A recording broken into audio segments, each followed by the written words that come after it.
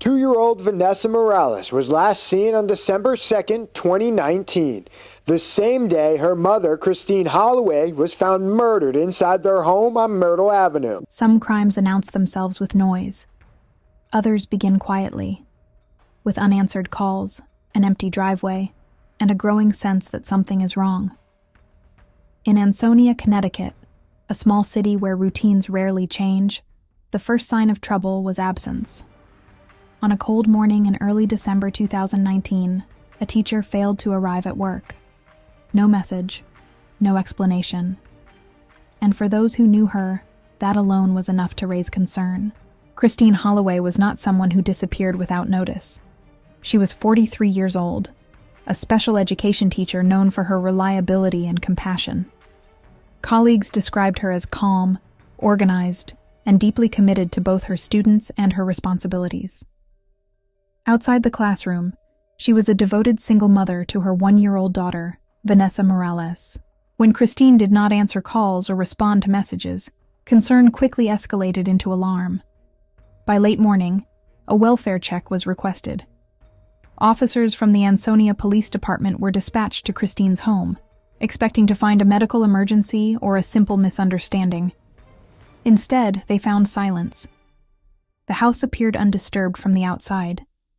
The door was closed. The blinds were drawn. No sound came from within. After repeated attempts to make contact failed, officers entered the home. There's a couple windows open on the second floor, which is really odd because obviously it's freezing out. I can't get into the house. I'm going to kick in the door in a minute. Police department! Inside, the space felt frozen in time. Children's toys were scattered across the living room floor. A baby bottle sat on the coffee table. A small blanket rested on the arm of a chair. Everything suggested a normal morning interrupted, not abandoned. As officers moved through the house, the situation became clear. Oh, What? oh, dude. What? Holy Get the DV here. In one of the bedrooms, they found Christine Holloway. She was unresponsive, the victim of a violent assault. The injuries indicated a sustained and personal attack, not an accident. There were no signs of forced entry. No broken windows, no damaged locks. That detail would later become critical, but the most urgent discovery came moments later. Someone was missing. Vanessa Morales, Christine's 1-year-old daughter, was not in the house. Her crib was empty. Her clothes, toys, and shoes were all still there. Nothing suggested she had been taken on an outing or left with a caregiver. The realization hit immediately. This was no longer just a homicide investigation. A child had vanished. Find the Back out. No, clear the room. Clear the house. No kid. No kid. Go do a neighborhood canvas, please. Names, times, cameras, anything we could get. What began as a routine welfare check had instantly transformed into two of the most serious cases law enforcement can face: a murder and a missing infant. And with that realization came a terrifying truth. Time was already working against them. Investigators secured the scene while emergency alerts were prepared. Every detail inside the home suggested that Christine had not left willingly. Her phone was still there. Her purse remained untouched. Even her coat hung by the door. Whatever had happened occurred quickly and violently inside her own home. The lack of forced entry pointed toward someone Christine likely knew, or at least trusted enough to allow inside. That narrowed the focus of the investigation but offered no immediate answers. As news spread through Ansonia, shock gave way to fear. This was not a community accustomed to violent crime, let alone the disappearance of a child. Parents held their children closer. Neighbors watched their streets more carefully. The question on everyone's mind was the same. Where was Vanessa? Detectives worked to reconstruct Christine's final hours. Witnesses confirmed that she and her daughter had been seen the previous day attending a church service. Both appeared healthy, calm, normal. After that, Christine was not seen again. Calls placed to her that evening went unanswered. By the next morning, she was dead, and her baby was gone. The conclusion was unavoidable. Whoever killed Christine Holloway had taken Vanessa Morales, and until they were found, the danger was not over. As the search for Vanessa Morales intensified, investigators shifted from reaction to reconstruction. Security footage from nearby businesses, residential cameras, and traffic intersections was reviewed frame by frame. Detectives looked for any vehicle moving through the area during the narrow window when Christine Holloway was believed to have been attacked. At the same time, phone records, text messages, and social media activity were pulled, searching for a digital footprint that might reveal who had been inside the house and where they went afterward. Inside the police department, pressure mounted. Officers understood what was at stake. If Vanessa had been taken by someone dangerous, every passing hour reduced the likelihood of a safe outcome. The possibility that she could be hidden, used as leverage, or intentionally kept out of sight weighed heavily on the investigation. Then, slowly, the focus began to narrow. Detectives started to believe this was not a random crime, and not the work of a stranger. Whoever had taken Vanessa appeared to know Christine, her routine, and the layout of her home. More importantly, there were signs that the person responsible might not be acting alone. That possibility offered a fragile sense of hope. If others were involved, Vanessa might still be alive. By this point, the case had expanded beyond a local investigation. State police resources were deployed, and the FBI joined the effort, bringing additional forensic and behavioral expertise. What investigators would soon uncover only deepened the gravity of the case. As detectives examined Christine Holloway's final days, they began conducting extensive interviews. Friends, co-workers, neighbors, and relatives. Anyone who had seen or spoken to her recently was asked to retrace those interactions. A pattern emerged. Christine was widely described as kind, patient, and non-confrontational. But one relationship in her life raised repeated concerns. Her boyfriend, Jose Morales, Vanessa's father. At first, his involvement appeared logical rather than suspicious. As Vanessa's parent, his connection to the case was unavoidable. But as detectives looked deeper, his background raised serious alarm. Jose Morales had a documented criminal history, including convictions involving violence. He had spent significant time incarcerated. Friends of Christine later recalled tension in the relationship, describing episodes of controlling behavior and emotional volatility.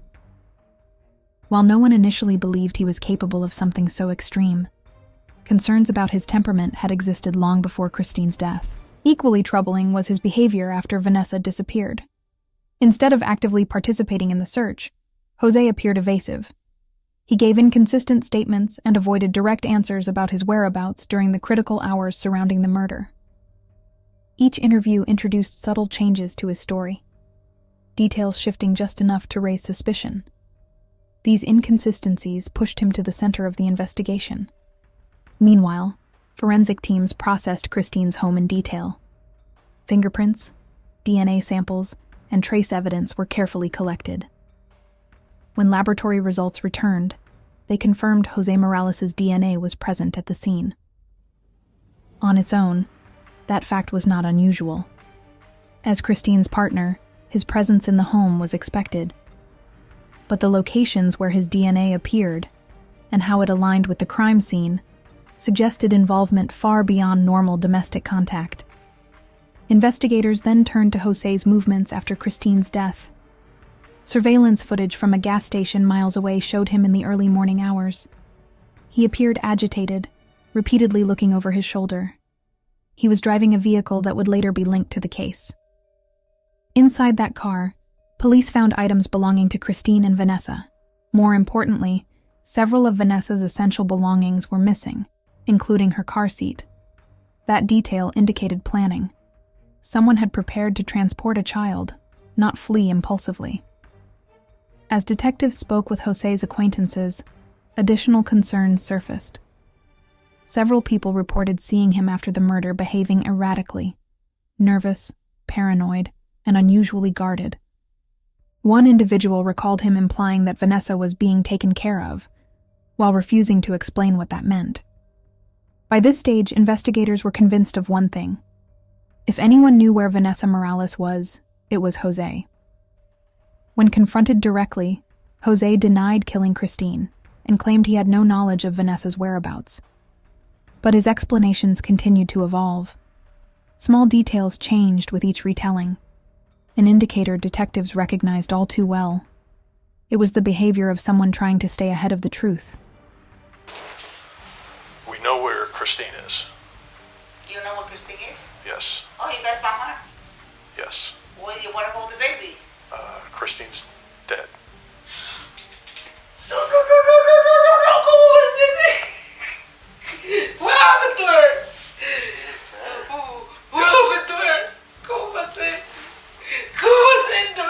We're looking for Christine's dead. your son to shine the light on our situation that we're working with right now. We're investigating, so I'll let you know this, it's a homicide. Oh my God. So we are looking for all the help we can get.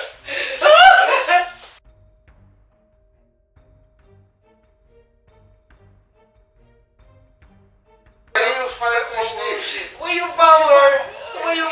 She's at her apartment. In her apartment? Oh my God. So we can't find the car that he says she's always driving. But we know where the car is that you say that she's driving. The new one? Yeah. What's up? When I asked you about her buying a new car, you said you knew nothing about No, it. I know about it. Well, why did you say you didn't know anything I about it? know about it. First time buyer. What? She bought a car. She bought a car. No, anything. No, Jose, where you was today? Jose, we also just took your car. The car is gone. Yep. I don't know. What you want me to come up with an idea, make something up? What happened to What you want me to Christine? think? What happened What to you want me to Christine? say? To just invent a situation? I don't know. What were you You doing guys after? have to break the door in there to get in? You broke the door to get in? Why don't you tell us the story if you want to say something to your mother? I don't know how you got it. You was in her house all day? I don't know. What you mean you don't know? She wasn't there. Where you was there? I was at Hector. When? How does he not know where he was yesterday? It's not even 24 hours later. How does he not know that? I say I was at my boy's Hector. No, you weren't, because you were leaving the house at 1:49. We have him on video leaving the house, and we also had a On witness saying video? he was there. Today? On Yeah, video. Monday. Monday. Monday. Monday. 2 days, Tuesday. Yeah, I was trying to tell you how I can invent a scenario. What happened to You want me to Christine? invent something? You want me to come up with ideas and then give you information that I don't know? That's what you want. That's what you guys asked me. No. I mean, you can do whatever you want. You can. There is nothing that I can tell you. I don't know. You say you have to What do something. information have you to want? do something.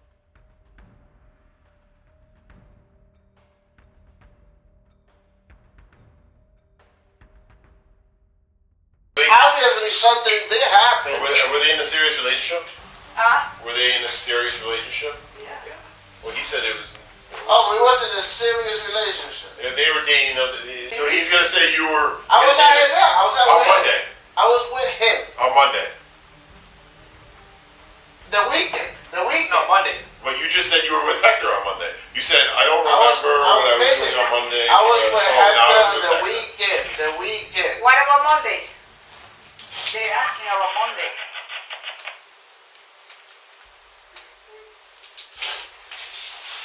Listen, you don't have to answer. You can do whatever you want. You can leave. But I'm here, and you are putting up a lot of walls. It's not that I got a lot of walls. Yeah, but I Maybe mean, my brain right, so- is messed up. Maybe I'm not clear-minded person. Okay, I can understand that. You have a lot of stress in your life. Yeah, I have no job. Okay, so you I'm broke. You I got- live with my parents and and my you kids. and you got 3 kids, and you're trying to support the 3 kids. I can't. Yeah, it's not easy.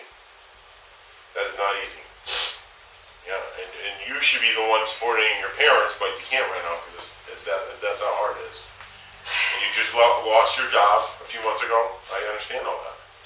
You know, that puts people in the wrong mindset. No, Right. it's not. No, It does. Yeah, it does. It puts people in the fight. sometimes you don't think clearly about things, Exactly. right? You know, and No, I FaceTime you from Hector's house, make you believe that I was with her. Did you see her? Did you see anything in the background? You saw my face on FaceTime. I was making you believe that I was at Christine, but because I didn't want you to think that I'm out with my friend partying. so what were you FaceTiming with? What phone were you FaceTiming with? With Hector's. Do you have your phone? Yeah. All right, so then you should have Hector's No, contact. no. You should have Hector's contact for No, that. no. I was FaceTiming with the. Whoops. Is that iPad here? Yeah, that's I say it. It's downstairs. Well, how was he? So he was FaceTiming from the house here? No, porque he take it when you go to Christina. But that's not Hector's number. No. Hector, no. Not Hector. I was FaceTiming my mom. With Hector's phone, you said. No, not with his phone. With my iPad. With Isaac's iPad. The FBI began applying focused pressure, understanding that breaking through Jose's narrative was critical. Somewhere within his shifting account was the key to finding Vanessa. All right. Jose, what's your last name? Morales? Yeah. What's your date of birth? 11/12/1976. Even though the door is kind of closed, I mean, you're free to leave. We brought you here to talk to you. I understand you're... I'm free to leave. Where am I gonna walk all the way home? No, we'll give you a ride. I'm just saying you're not held captive here. I'm not like... You're So not why what I came here for? to talk to you. About what? We're trying to find Christina and your kid. All right, that's exactly what I've been trying to call her too. Okay. All right, All right. So, we're in the same page. okay, good. I'd rather have it that way. When's the last time you talked to her?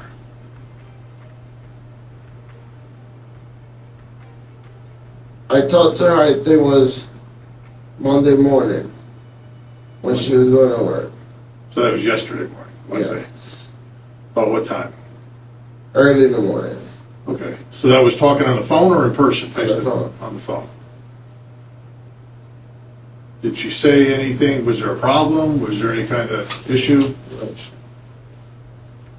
No argue? No. Did you hear anything in the background? She didn't sound like she was having any problems? Did she sound different than your normal conversations? Well, it was super fast. It's like she couldn't be on the phone. That kind of got me like she didn't want to stay on the phone. Like I called her, she didn't want to stay on the phone at all. But just giving you short answers and trying Like to... quick, like I probably spoke to her for less than a minute, probably. Quick. And that's not normal? That's not normal. Well, it is and it isn't. Because sometimes we, for a while, sometimes it was early in the morning, so. Okay.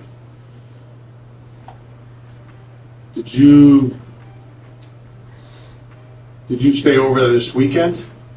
No. You didn't stay over there this weekend? No. Do you normally stay over there during the weekend? Sometimes I do, yeah. Not normally, but sometimes I stay over. All right. So when's the last time you saw her in person? Friday, Where was that? at my house. At Over your there house? where you picked me up, yeah. She was there? Yeah. Okay, with Vanessa? Yeah. Okay. And so you left, so it was Friday, you were with her Yes. and Vanessa. She came over to our house. She came to visit you, Yeah, so yeah. she drove? Yeah. Was- No, wait. Thanksgiving Eve, That's Thursday. Thursday, Yeah. Thanksgiving Eve, she came over and she slept over at my house. Her and Vanessa. She slept over, okay. Wednesday. Wait up, let me get that right. Wednesday, After work, Wednesday, she got out of work around 3. She had an early day. So Wednesday out at 3. Yeah, so I said to her, pack a lot of stuff Yeah. and come over because my mom said they can stay over Yeah. for Thanksgiving holiday, whatever. Okay. So to spend Thanksgiving. So she came over with Vanessa. I'm from work, directly from work. She packed the car. She came over with Vanessa directly from work. And she slept over. So Wednesday night she slept over. Yeah. So Thursday she hangs slept out. over too. She hangs out with you guys Thanksgiving. Yeah. And then when does she leave? Friday. So she slept over again. She slept over until Friday. Not from Friday to Saturday. Right. From She slept Thursday over. to Friday. So Wednesday to Thursday, Thursday to Friday. Exactly. And then when did she leave on Friday? Probably around, I'm not sure. Somewhere in the afternoon around 6, I think. So at night, evening, like around dinner time? Yeah. All right. Did she leave by herself? Yeah. With Vanessa. With Vanessa? Yeah.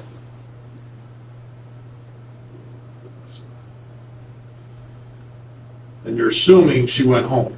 Exactly. I assume it, yeah. What else could she go? I have no idea. I don't know where she goes All or what right, she yeah. does. Does she have any friends that she hangs out with?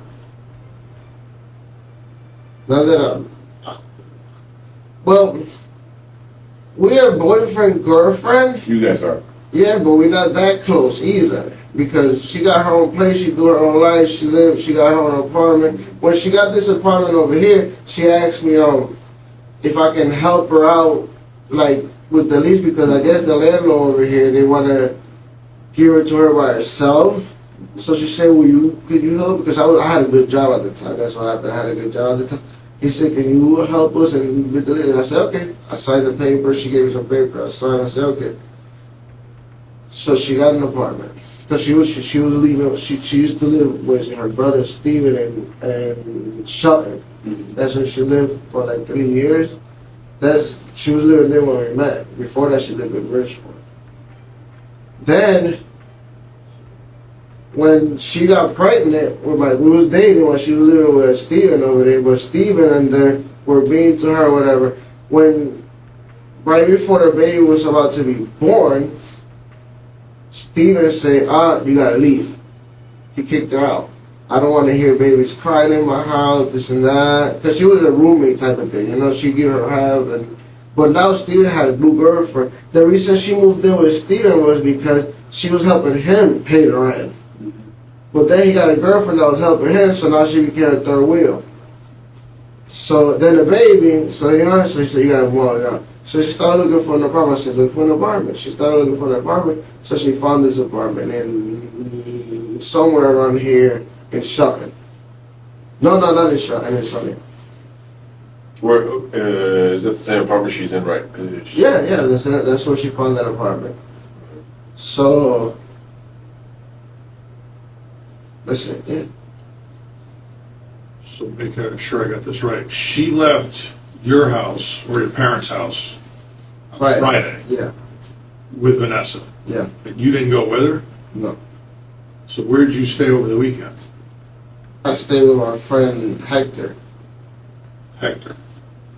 He lives in East Haven. What's Hector's last name? I don't know. Last name. You know where he lives in East Haven? Does he know you're Christine? Or he has no idea? So he has no idea who Christine is? He know I got a girlfriend, that's it. Christine, your only girlfriend? Or you have other girlfriends? Does she have other boyfriends?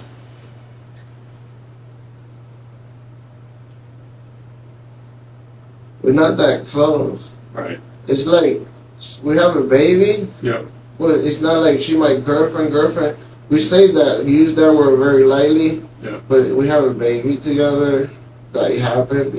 So I guess I'm assuming a little bit of responsibility by helping her out a little bit. Yeah. So, yeah, no, so we in love with the baby. So we let her come over and stay over our house. and holiday and things like that for see the baby. So you do all that for Vanessa? You don't Yeah, do it it's for it's not for Christine? It's not for Christine, it's for Vanessa. Yeah, exactly. Okay. So your family likes We Vanessa? love Vanessa, yeah. We really don't like Christine. She said she okay, you know, but alright, that's it. We love Vanessa. I mean, do you have any idea where she could be?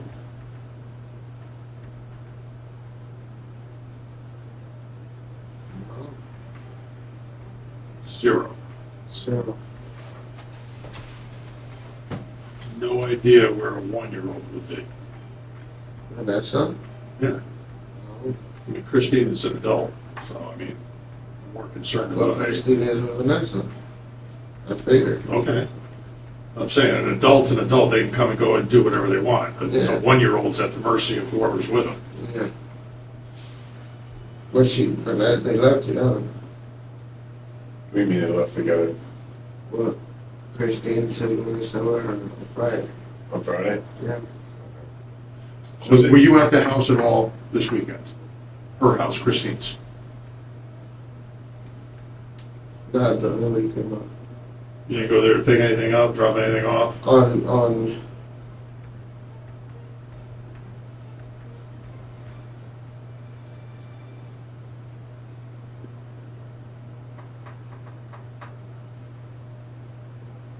not sure. Jose, what's your cell phone number? 203 809 2849 Wait, what? 49. 49? That's still the one you have in your pocket? Yeah. What about that one right there? It's not no fun. There's no phone on it?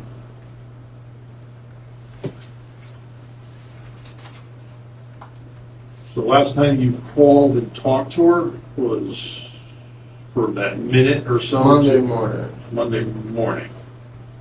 And it was a short conversation and she seemed like she didn't want to talk? Mm-hmm. What'd you call her for? Say hi to see what she's doing.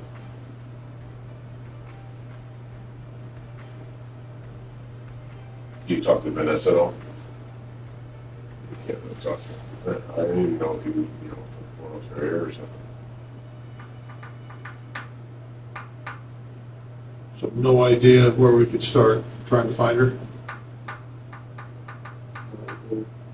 You don't know any of her friends?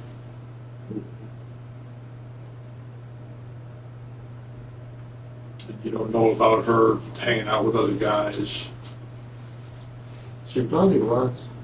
Or that she probably wasn't. I mean, I don't know. I'm just asking you if you knew somebody that she would be hanging out with right now, that we could go knock on the door and say, hey, it's Christine and Vanessa here. Can you, would you show me the phone call that you made to Vanessa on Monday morning? On your phone, please? Okay.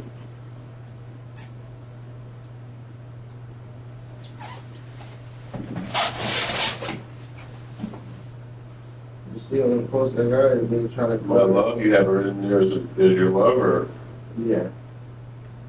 Well, I didn't put her name. No service.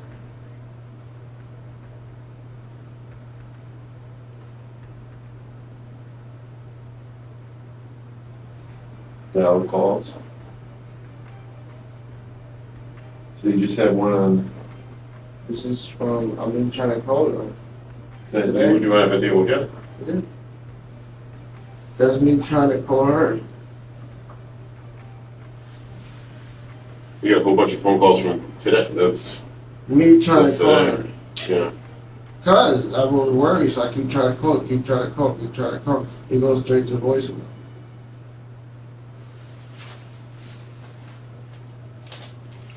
That's one call.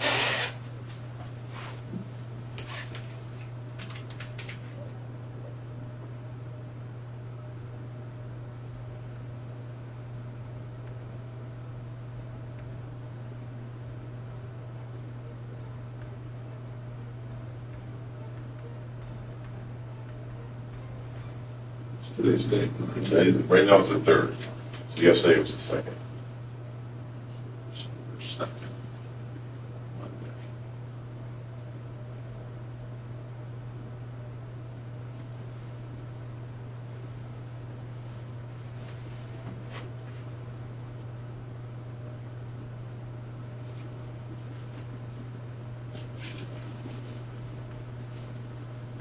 Says you called her at 6:59 p.m. What, today? I mean, Monday. I keep trying to call her. Yeah, but there's no call. There's no It call in goes the to morning. voicemail. Yeah, but it should still show that you dialed it, right? 1, 2, 3, 4, 5, 6, 7.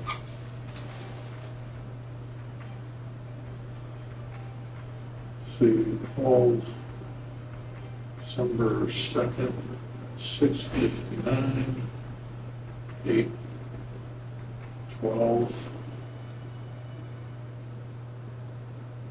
8:44, 9:04, 10:31, 10:41, 2:30, 2:35, December 3rd, 2:35. Did you erase stuff?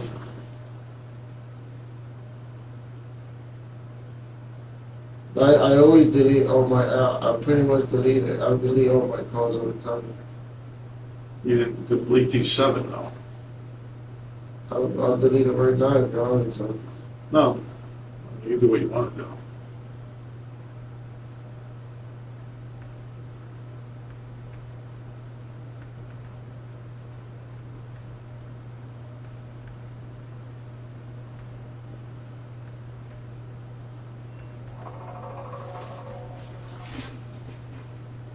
What was that?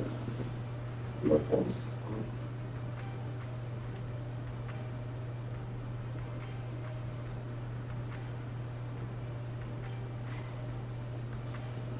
Text. The kids' schools are closed today. Okay. Yeah. They're very happy about that, huh? Holiday? Younger than yours. Younger? Oh yeah, they're excited. Let's go. Yeah. Did you use this phone to call her or definitely that phone? That phone right there is not Doesn't work. connected. Can you take a look at it?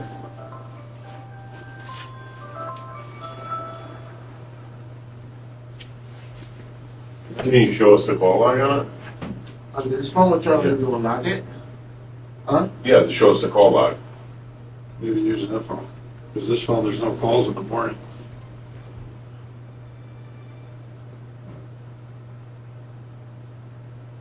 There's no. What's that down there? Does it show anything? Like if you were to hit the reset? What can I tell you? Maybe the phone that went down, maybe more nice. So you guys just use that for the internet? Mm-hmm. What's that? YouTube.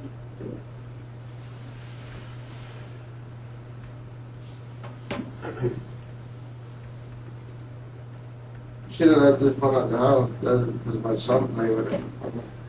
Well, he's got school today, so New Haven is not canceled? I don't know. I don't live in New Haven, so I don't know what's going The on. only calls you got in here are the 7 to try to get a hold of her. You didn't call anybody else? No, because I've been worried. My mom tried calling. I said try FaceTime her. Well, not. We've been working for Vanessa. Can I look at like the missed calls and stuff like that on this? There are none. There are no missed No, calls? there's nothing. I don't know. That phone is bugged out. That phone dies out. Is you can? Is it a smartphone? Jose, when did you go to Hector's house? Friday. When Friday? Friday night. When did you come home?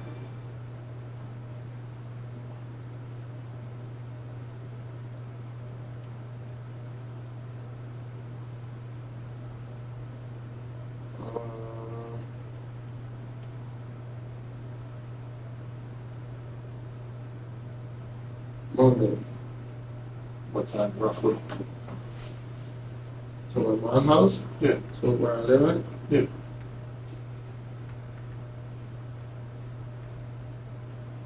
During the day, not sure. End of the day? During the day, not sure what During time. the day. Yeah.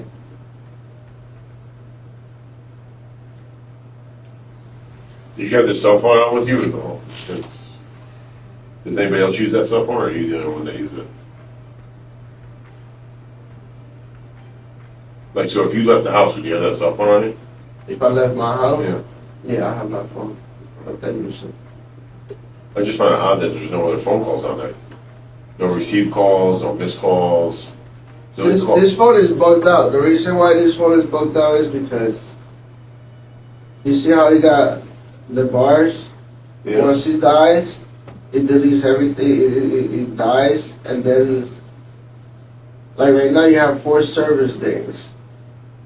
I got 4. You see, 4,000 minutes, 4 service days. It's a super old phone. No. What service is it? It's a super old phone. I don't know. It's a.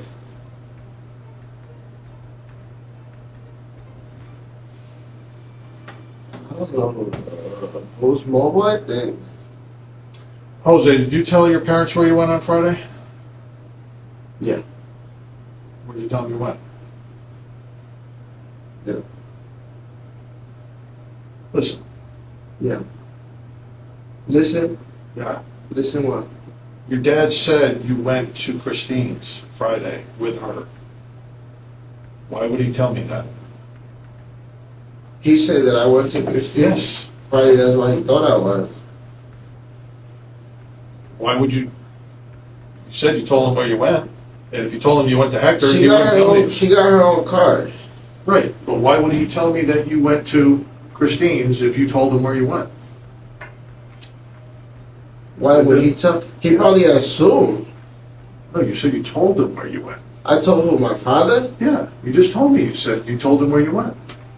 I told my father where I went. Yeah, that's what you told me, and that's why I said, why did he tell me you went to Christine's if you didn't?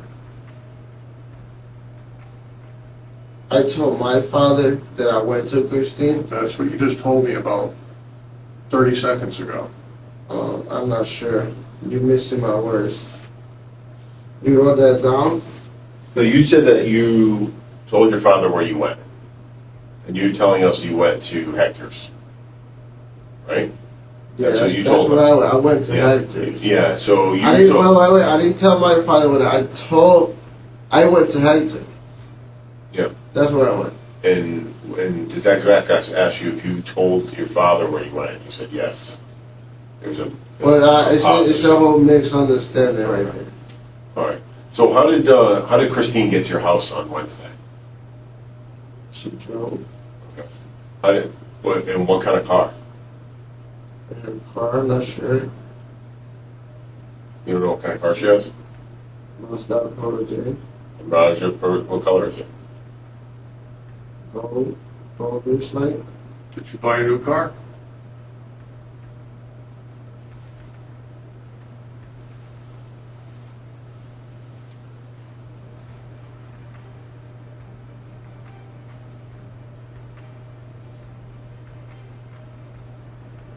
It's not a trick question.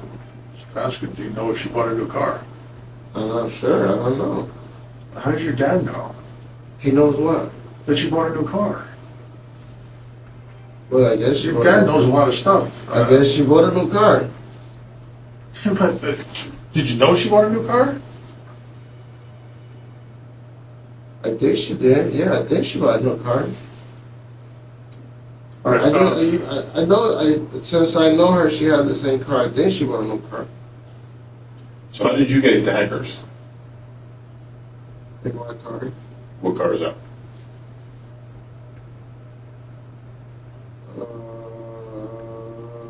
Nissan Nissan what? Sentra. Is it registered to you? Mm-hmm. So you drove the Hackers. And that's it. And I'm a girl hunter.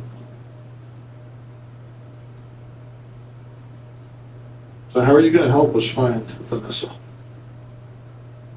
mean, that's what you're here for, to help us find Vanessa. We want to find a 1-year-old. And we need your I help. want to find her too. We need your help. That's the only reason we brought you here. Did you call the police when Steve came to your house and said Vanessa and what do you call her? Steve called her. Steve called the police right there.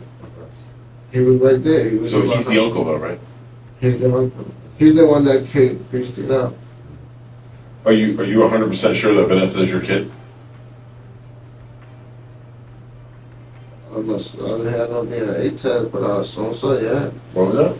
I didn't have a DNA test, but I assume she's my kid, yeah. Okay.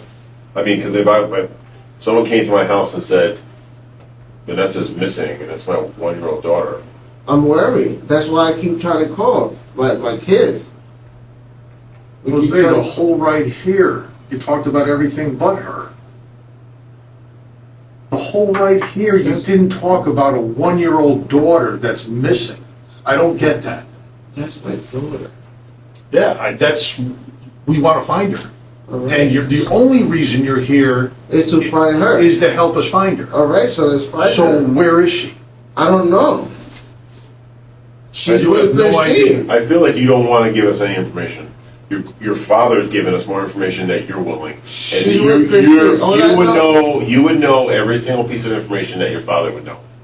She's with Christine. That's all I know. Christine's a big girl. I'm not worried about Christine. I'm worried about a 1-year-old that has no control over her life. Zero. That's who I want to find. All right. Not 40-year-old Christine or however old she is. I'm here to find your daughter. Okay, let's find And like her. I said, I find it absolutely bizarre that the whole right here. So what do you think? That I have my daughter hidden somewhere? I don't know. I'm asking you for help to find her. I don't know. You have no idea where she could be, nor did you even really talk about it on the whole ride. So let's talk about her then. Do you have your daughter? You know where your daughter is. No, I don't know. My daughter is with Christine. So where's Christine then? How do you know she's with Christine? Because last time I saw her, she was with Christine. That's how I know. And that was when? Friday. So how do you know she's still with Christine? It's Tuesday. What else can she be? I don't know. That's why we're asking. If we knew that, you wouldn't even be here. All right, so let me go home. Let's go. I'm leaving. That's what you want to do. We're here to find your kid. If you don't want us to find your kid, I want you to find my kid. then help us. So all right, take me home. Why, is she And home then- and you're going to turn her over to us? No, I'm saying, why am I here? That's the answer. That's why I'm freaked thought out. we- I freaked out when I was in my house. We got all these people, all these police, like an army of people coming to my house. Then you went to Steven's house like an army of people? No, Steven came here. He came here? Yeah, You he didn't came have to here. We bring didn't her have to there. we didn't have to go to his house. And we're going to a different town. We're not New Haven people, so We can't go knocking on Yeah, people's we can't. door by ourselves in New Haven saying, hey, we're the Ansonia police. We have to All right. So, I'm leaving. Well, am I have to go? You gonna ride me home? yeah, we're going to give you a ride home. Hold on. Let me just I gotta talk to my supervisor. So just give me 1 second. Okay. All right? Dude, I'm not breaking the balls. I'm just trying to find your daughter. And it just didn't seem like you were. You So didn't I seem don't know. I'm concerned talking about what you guys is talking. I'm going with the conversation that I'm having Right, at the and half the moment. stuff doesn't so add what, up. Your what you want? father You said- want me to? What you want me to cry for my daughter? Cry for Christine? Cry? No, I'm, you can listen, cry, you can laugh, you she's can do not whatever the hell my- you want to do. She's Christine and her. They not that close. I'm not that close to them. Yeah, you said you weren't close to Christine. You didn't care about her, but your daughter was extremely important. You said that Well, was. I guess yeah, but my life is the kids that you met at my house. That's Yeah, where I live okay, at. let's talk about them. All right, let's talk about them. You want to be there for them? Yeah. So I'm going home. Okay. Okay. Just How long do you think that? You keep think, me updated. What happens if we never find You Vanessa? will. What you mean? What happened if you never find Vanessa? Because I don't know where they are. Jose, if I knew where they are, you wouldn't be sitting here right now. We wouldn't even be having a conversation. We wouldn't have How come bothered. Steven is not here and everybody else is not here? Because they already were here. We already had this conversation. All right. And what he We're said? not picking on you. What We- did we he talk- say? What? What did Steven say? He Where- wants to know where where he they at? are. Where is Christine and Vanessa and them? I don't know where Christine and Vanessa are, because if we knew... He asked me too. Where is she? I asked him. Where is she? I don't know. Okay. How am I supposed And we to asked be, him, and he said he didn't know. How am I supposed to be the missing link over here? Like I'm the know-it-all. You understand? I'm just trying to be as much information as possible. That's it. That's all I have. and we're trying to find a 1-year-old kid, and some of this information is not adding up. It doesn't make sense. All right. So take me home. Okay. Do you want to know why you're here? Yeah, I want to know why I'm here. All right. I'll just sit down. I'll tell you. Can you tell me in the way to my house? We'll talk more on the way home, but we're waiting for him anyway, so I can't leave without my boss. That's your boss. He's younger than you. So? Is he younger than you? You're supposed to be the boss. Why? Because I'm old? Yeah. Oh, Because you got more experience, more years, and doesn't mean anything. okay. So he's the boss. He's the boss. Is what it You is. know, Marcos, he's the boss. Age. Oh, It's in the family. This is not a family. okay, I get it. Do you realize? I'll wait for him to come back. I don't want to talk without Who he say he wants to talk to him? his boss, who's older than him. He's older than him. Yeah.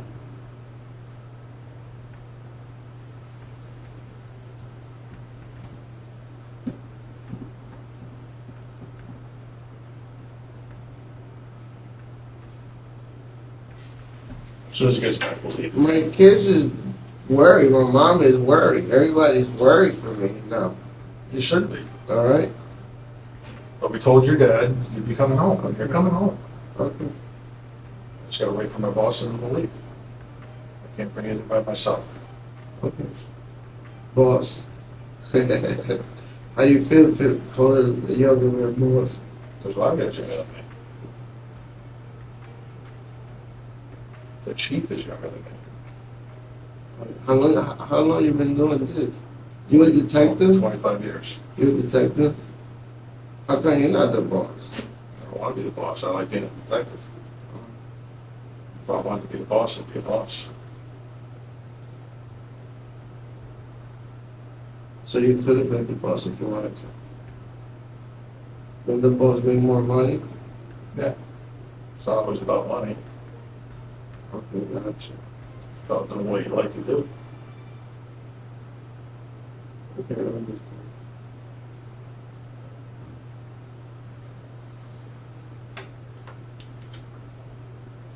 You realize that somebody saw you leaving Christine's house today? Huh? You realize that somebody saw you leaving Christine's house today? How's that? It's not important who. Jose, we want to find the kid. Today? Well, not Tuesday, Monday. Listen, we want to find your daughter.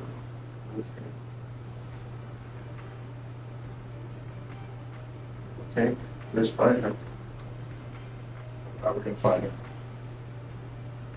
You were at the house Monday, leaving. Where's your daughter? All right, boss. Yes. Now we can go. There you go. Are you going to bring us? I told him the reason he's here is because somebody saw him leaving the house Monday. Yeah. Hold on a second. Hold on. Hold on. You are going, but is he bringing us somewhere? I don't know. Where do you want to bring us? No, you guys taking me home. Yeah, we're taking you home, but we're taking your clothes first. Why? You're gonna strip me We're- naked? No, but we're gonna give you a tie-back suit to wear home. Huh? You're gonna give me what? A tie-back suit to wear home. A tight bag? A tie-back suit. What's that? I'll show you in a second when he brings it in here. A tight back? Tie-back. It's material. It's nothing you're going to wear out in public, but you're going to wear at home, so you have clothes. So you have something to wear until you get home to change into pajamas or whatever the hell you want to change into. What the hell is that mean? What do you mean? A tie-back suit? Tyvex, it's a type of material. So you're gonna strip me of my clothes? Mm-hmm. Why? You were at the house today, Monday. A tie-back suit? What that mean? You can call it whatever you want to call it, doesn't matter. Those clothes are staying here, and you're getting this little outfit to wear at home, and then you can change when you get home. A little outfit? Yeah. Let me see it. There you go.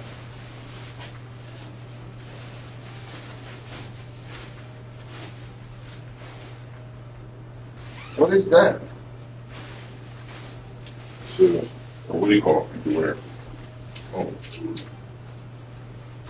They're bringing gloves and bags. hey Brian. Brian.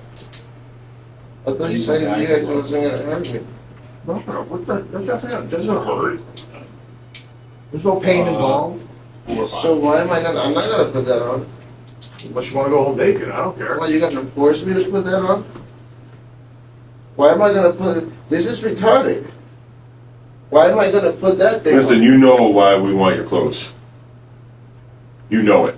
This clothes? Yeah. Or is there other clothes that we want? I don't know. Oh, you want this clothes? All right, take it. You're gonna take me home. You're going No, home. we're home. Yes. We told you that. You're going home. We are taking your clothes, and then we're going to get you in the car, and then we're driving you back all the way home. So how? And I'm not. All right, all right. All right, wait 1 second. We're getting some bags and some stuff. Oh, this is crazy. So you understood what I told you, right? What? That somebody saw you leaving the house today, Monday? Yes? You understand that? Why don't you wait? Why don't you drive me home and I put this clothes, that clothes over there? Because I'd rather do it here, so we don't have to worry about doing it when we're at your house. So I'm free. I'm gonna walk in the snow or freezing.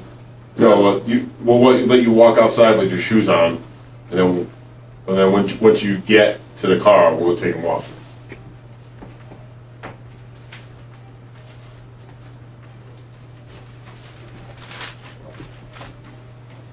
What's that bag for? Your clothes.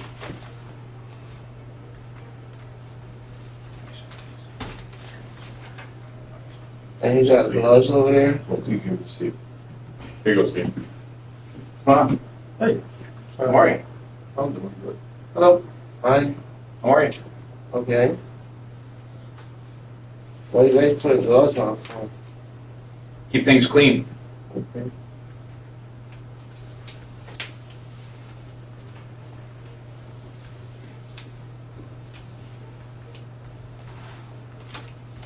Want to stand up, please?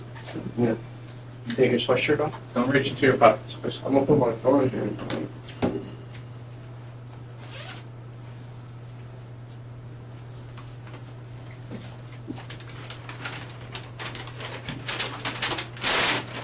You guys serious about taking my clothes?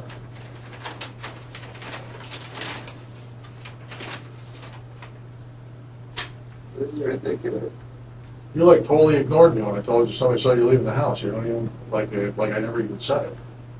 Go ahead, put it in there. You're still doing it. I'm still doing it. Hey, somebody's lying to you. If somebody saw me.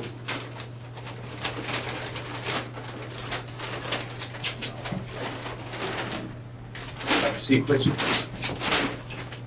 Unlace your shoes. We're gonna leave the shoes on until he gets back outside and take them. Gets into the car. Okay. All right. So I'm gonna take it home. Yep.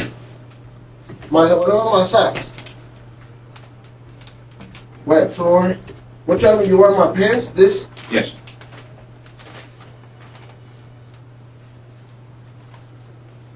You want the underclothes too? I can keep this shirt on? Do you have any boxers on underneath No, those? No. No boxers. And I got a t-shirt on me. Can I keep that one on? No, we'll need both of those. Huh? No, we'll need both of those. Wait, hold on a second. One thing at a time.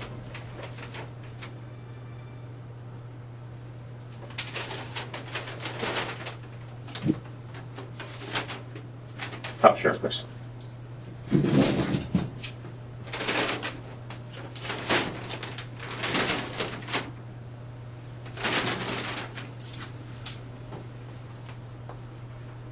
Here's your boss? Huh? His boss? Other way around. Pick up that shirt for me, please.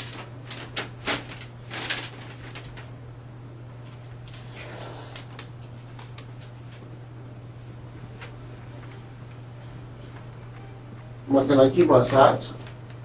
With the shoes? Come on. You need my socks? What do you think? That's crazy. Did I have to put my shoes on? Can you take it when I get home? What's wrong? It's just socks. Take your socks off, please.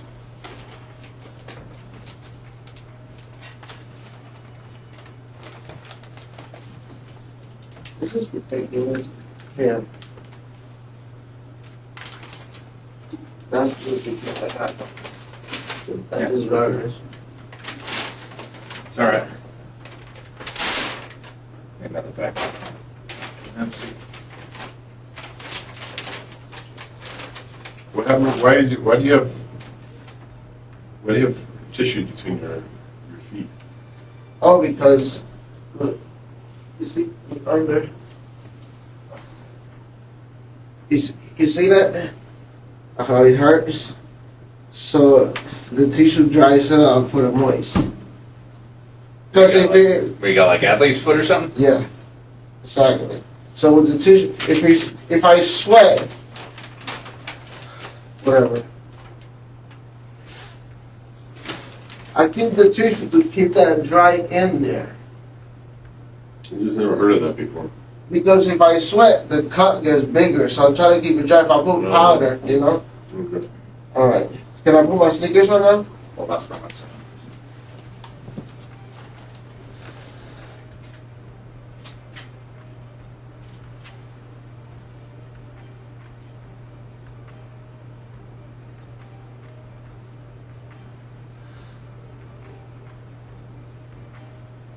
Think about your 2 kids, man. Huh? Think about your 2 kids. I am. Why don't you put the suit on And what about the sneakers? and you can put the sneakers maybe over the suit until we get outside?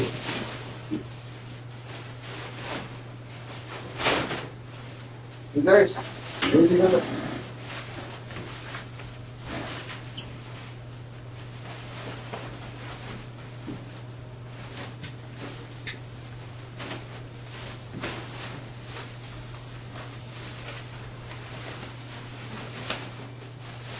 Look at that bruise.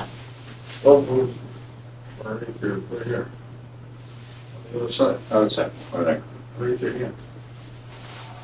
Right there. Nothing. Right Nasty there. bruise. You get Where'd into a fight?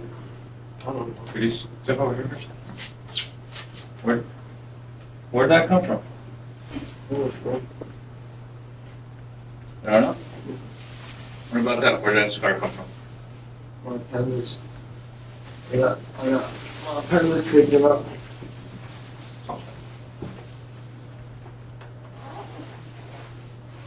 I can put the sneakers on. You really gonna have me go home like this? Mm-hmm. You the boss? Mm-hmm.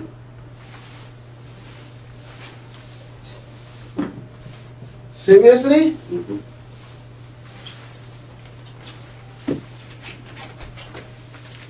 Can I use my hoodie on these two? Whatever, you can use that, buddy. Huh? You use the hood on there. You got a bigger one. Can you throw this out for me? Yeah, just throw it in that bag right there. Steve, open that bag up.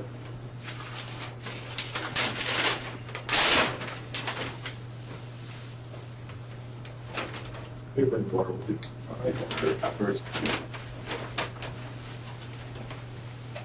Where's my cell phone? Stay with the clothes. Both phones? Y'all keeping them? Let me see if I can get you a, do you have like a blanket or something? You know, Maybe in the back. I'd have to go look though. Don't worry about it. I'm gonna warm up the car first, so once you hang out, once you come back in here and say it, because I want to make sure you're warm, so. Come on, let's go. So I want to make sure you're warm. All right, so once you come back sitting here, Come on, let's go. I want to make sure you're warm. I'm warm. I'm warm. No. I hear what you're saying. One second. He's gonna go warm up the car. Go quiet.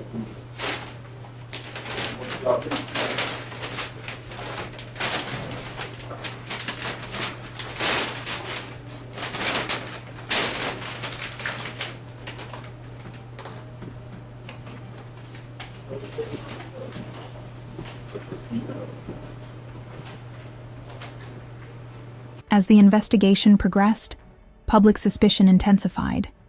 News outlets released Jose Morales' name, and his criminal history became widely known. For many in the community, the hope that Vanessa had been taken by a stranger faded. The reality was far more disturbing. The investigation was closing in, but the truth about Christine Holloway's final moments and Vanessa Morales' fate remained locked inside one man's silence, and unlocking it would not be easy. With Jose Morales firmly at the center of the case, detectives expected clarity to follow. Instead, the search for Vanessa became increasingly complex. Leads surfaced, then collapsed. One tip placed a man matching Jose's description, carrying a child into an apartment complex in a nearby town. Police responded immediately, securing the area and conducting a full search. The report proved false. Another lead emerged from New Haven, where bus station surveillance appeared to show a man resembling Jose, boarding with a small child. The footage sparked urgent concern, until enhanced analysis confirmed it was neither Jose nor Vanessa. Each false lead came with emotional consequences, not just setbacks in the investigation, but renewed heartbreak for the officers and volunteers desperate for progress. Detectives continued to analyze Jose's phone activity. Call logs revealed several short, cryptic conversations with an unknown number shortly after Christine's death. The implication was troubling. Possible assistance, coordination, or concealment. When authorities traced the number, they found the phone destroyed. The SIM card was missing. It was a deliberate act. Search teams expanded efforts to wooded areas, abandoned buildings, storage units, and locations tied to Jose Morales. Despite exhaustive efforts, nothing definitive emerged. Vanessa remained missing. And as days turned into weeks, the investigation faced its most difficult reality. Answers existed, but someone was actively keeping them hidden. Every new search brought the same cycle, a surge of hope, followed by silence. For the community, the emotional weight became unbearable. Candlelight vigils were held for Vanessa Morales, where neighbors stood shoulder to shoulder, holding photos of a child many of them had never met, yet felt deeply connected to. Christine's family made public appeals, their voices breaking as they asked anyone with information to come forward. We, the family, would like to ask for everyone in our communities and beyond us to help bring baby Vanessa home safely. As days turned into weeks, and weeks into months, a question began to haunt everyone involved. Was Vanessa still alive? Even within the investigation, opinions quietly diverged. Some believed she had been hidden, possibly with help from others. Others feared that whatever had happened to Christine Holloway had also sealed her daughter's fate. Without physical evidence, without confirmed sightings, certainty remained impossible. One disturbing detail briefly reignited hope. A source later claimed that Jose Morales, while incarcerated, had spoken about Vanessa in vague terms, suggesting she was being taken care of and that she would never be found. The statement was indirect, unverifiable, and chilling, but it reopened the possibility that Vanessa might still be alive somewhere, deliberately kept out of sight. As time passed, the case became defined by absence. There was no body, no location, no final answer. What investigators did have was a growing body of circumstantial evidence against Jose Morales, and eventually, it was enough to secure a conviction for the murder of Christine Holloway. But for Christine's family, the verdict brought little sense of justice, because the most important question remained unanswered. Where is Vanessa? No prison sentence could replace what was lost. No courtroom ruling could resolve the uncertainty that followed them every day. Investigators continued to pursue leads long after the headlines faded, following tips from across the country. Reports of a child who resembled Vanessa in grocery stores, playgrounds, or passing through other states. Each lead was examined. Most led nowhere. The FBI has kept Vanessa Morales listed among missing children, releasing age-progressed images as the years pass. The photographs are difficult to look at. Digital predictions of what she might look like now. Reminders of the childhood she never had the chance to live with her family. Detectives who worked the case have described it as one of the most emotionally draining investigations of their careers. The urgency of the first 24 hours slowly transformed into years of waiting, listening, and hoping for a breakthrough that never came.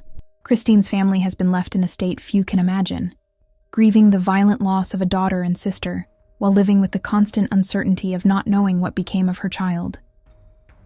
Every unexpected phone call, every news report about a recovered missing child, carries the same silent question. Could this be her? Holidays are especially painful. Birthdays that should have been filled with celebration instead pass in quiet reflection. And yet, the community of Ansonia has refused to forget. From time to time, vigils are held. Candles are lit. Vanessa's photo is raised once more. Not because people expect immediate answers, but because forgetting would feel like surrender. Perhaps the most haunting reality of this case is this. Someone, somewhere, knows what happened to Vanessa Morales. That truth exists. It lives in at least one person's memory, and law enforcement understands that secrets do not remain buried forever. Over time, they fracture. They leak. They surface. Jose Morales has never revealed what he knows. Even from prison, he has remained silent about his daughter. Whether driven by guilt, fear, or something darker, no one can say. But the fact remains. He holds the power to end a family's torment, and has chosen not to. I just want to point out again, the defendant has been convicted of murder and tampering with physical evidence by a 12-person jury. I did hear a plea to the court by defense counsel regarding PCP use. Intoxication was presented to the jury. It could have been relied on in terms of reaching that intent element of murder and tampering with physical evidence, actually. And the jury did move forward with convicting the defendant of murder and tampering with physical evidence. Now, in anticipation of sentencing, the court has reviewed the pre-sentence investigative report, my notes on the evidence, and the verdict. The court did hear the same evidence as the jury, and that evidence supports the verdict. In imposing sentence today, the court does consider a number of things, which the court will take the time to highlight for purposes of our record. The pre-sentence investigation report by probation, in which the officer recommends incarceration only. The court also considered the information contained in the pre-sentence investigative report, looking for mitigation. I will highlight some of the information from that report for the record. The defendant's age, now 48 years old and around 43 at the time of the murder, and tampering with physical evidence. The court has considered the defendant's family background as described in the PSI report, including the makeup of his family, his childhood experiences, and the relationship that he has with his mother, stepfather, and living brother. The defendant reports, and the court will acknowledge perhaps a difficult upbringing in that his father, who was killed when the defendant was 11, although nice to him, was apparently not so nice to the mother and older brother. The defendant reports his childhood overall as good with ups and downs. His mother always has been supportive and loving. They do have a good relationship, and the stepfather has become his psychological father. His mother and father still support the defendant, believing in his innocence, although acknowledging their love for the victim and expressing the amount of suffering all family members are currently going through and have been going through for many years. The court notes that the defendant reports a history of PCP use back to 1993 with sober periods and periods of relapse, and a last reported use in 2019. The PSI also documents intoxication and marijuana use at an early age and the use of ILI back in 1994 before completing a 6-month drug program during a prior period of incarceration without patient treatment during a period of parole. The court will also note, however, that the court has no evidence in the trial, aside from the defendant's testimony, of any PCP intoxication at the time of the murder and the tampering of physical evidence in terms of laboratory results. So the evidence was limited to the testimony of Mr. Morales. With respect to medical and mental health of the defendant, the report indicates some childhood mental health therapy, limited treatment for anxiety, post-traumatic stress disorder as an adult, but nothing ongoing and no definitive diagnosis noted from any medical or mental health provider by the writer of the PSI report. The court has considered the defendant's work experience and educational background. It does appear from the report that the defendant did hold employment for some period of time prior to being incarcerated, and also that he did complete high school and started college with no degree. Court notes the defendant's prior criminal history, which includes domestic violence with a felony conviction for violation of a protective order in 2012, failure to comply with conditions of probation resulting in 2 violation of probations, and multiple felony drug sale related offenses with convictions dating back to 1996 and into 2000, which led to lengthy incarceration and lengthy periods of special parole. This court has carefully listened to the statements of Christine's aunt Anna, Jody Jacobellis, Christine's brother's fiance, Christine's best friend, and Stephen Holloway, Christine's brother. I've also listened to the statement read into the record by Mr. Holloway from Christine's mother, and I have read the written statements that were provided to the court by way of the pre-sentence investigative report. I've considered the comments of the state's attorney, defense counsel. I've reviewed the certificates provided by defense counsel concerning the defendant's completion of certain courses and instruction during incarceration. I do want to acknowledge the difficult task it must have been for family members to give a statement to the court. Those statements were extremely emotional. I can't imagine how you feel, but I do recognize what you have been through over the course of many years to get to where we are here today, and the difficult task it must have been relaying how you felt to the court just momentarily. I want to let the record be clear of a few things. This court has not considered any statements or information provided to this court during the sentencing proceeding relative to any correlation between the defendant and missing child Vanessa Morales. The court recognizes its limited role in this particular sentencing proceeding on the guilty findings of murder and tampering with physical evidence. The sentence imposed will reflect the court's findings relative to solely those charges. I also want it noted for the record that multiple members here in support of the decedent have come into court today with T-shirts that depict the face of Christine Holloway. That is your right to do so. I did not preclude you from doing so, but I will note from the record that the court was not unduly influenced by that display on your apparel. Sentencing in a case such as this is a monumental task for any judge. The court must consider the goals of sentencing, which include, among other things, the court's obligation to impose a fair and just sentence, which enhances the public safety, holds the offender accountable, affects general deterrence in order to reduce criminal activity and promote rehabilitation. In doing so, the court also considers the seriousness of each offense and the facts established at trial. I'm not going to restate all the testimony and evidence that was presented during the trial of this case, and I do wish to spare the family members of any additional pain. However, I must comment briefly on the evidence that the jury heard for the benefit of any future proceedings.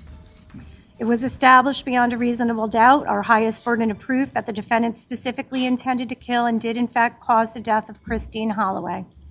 It was further established beyond a reasonable doubt that the defendant intentionally tampered with physical evidence relating to the homicide of Christine Holloway. The evidence presented to the jury established that Christine was only 43 years old when her life was needlessly and violently taken from her at the hands of the defendant. This was not accidental, as the jury found, but rather intentional. It was a gruesome, intentional physical attack on Christine. The evidence that the jury heard included multiple blunt force injuries to Christine's head and neck, including skull fractures with a minimum of 8 blunt force impacts, leaving behind a horrific crime scene full of blood and brain matter and the lifeless body of a young mother, sister, daughter, co-worker, and friend. In lieu of calling the police or contacting anyone for help, the evidence presented to the jury indicated that the defendant stayed at the apartment, attempted to clean the bloody mess on the floor, discarded brain matter in a sink, and collected and discarded other evidence with blood on them at a donation box. In fact, bags of physical evidence, including children's toys splattered with blood, adult clothing, and other objects, all while leaving the lifeless body of Christine Holloway in a bathtub back at the apartment. Christine's body was left in a bathroom bathtub with candles lit and a skylight open. The defendant fled the scene. The defendant did take the stand in his own defense, telling the jury of drug use and unknown intruders, and how one of those intruders struck Christine multiple times with a crowbar, and one took his daughter and ran out the door. A jury of 12 rejected his account of what happened to Christine, and the jury's findings are supported by the evidence. To the victim's family members and friends, thank you for your patience with this process, which admittedly has been extraordinarily long to bring this case to conclusion, and most certainly very difficult to endure. Although a conviction and sentence cannot bring back your loved one, I hope that it will provide some closure as to the investigation into Christine's death and open a path to the healing process, which I'm sure will be a lifelong process for many, if not all of you. I have heard through your statements and your letters to the court, which have provided a sense of life to Christine here in the courtroom. I understand how you feel today, how you've felt for many years, and you've given the court some indication of the type of person that Christine was. The impact of this crime, of the defendant's conduct within our society, is profound. A vicious crime such as this severely impacts the overall feeling and safety in our society. Society should not have to fear such careless indifference to human life. It makes you question who really lives next door to you. Christine had the right to be safe in her relationship with her young daughter's father, safe in her own home. This was a cruel, intentional, senseless, violent act. The defendant must be deterred from ever committing such an act again, and the sentence imposed must reflect the court's intention to deter generally such violent, senseless acts from happening in our society. The facts of this case, along with your criminal history, Mr. Morales, leave this court to believe that you have no regard for the rule of law and a callous disregard for human life. Your record clearly establishes that prison sentences, probation, and special parole do not dissuade you from committing future crime. Any consideration to be given to the aspect of rehabilitation in this case pales in comparison to the severity of these crimes. Mr. Morales, you are a dangerous person, a significant threat to society, and you need to be removed from the community for a substantial period of time. The victim's family, as well as the members of society, expect the guilty to be held accountable for their actions and rely on the criminal justice system for some measure of closure. No sentence or comments by the court will lessen the profound sense of loss caused by your actions. But you, Mr. Morales, will be held accountable and sentenced accordingly. Mr. Morales, please rise.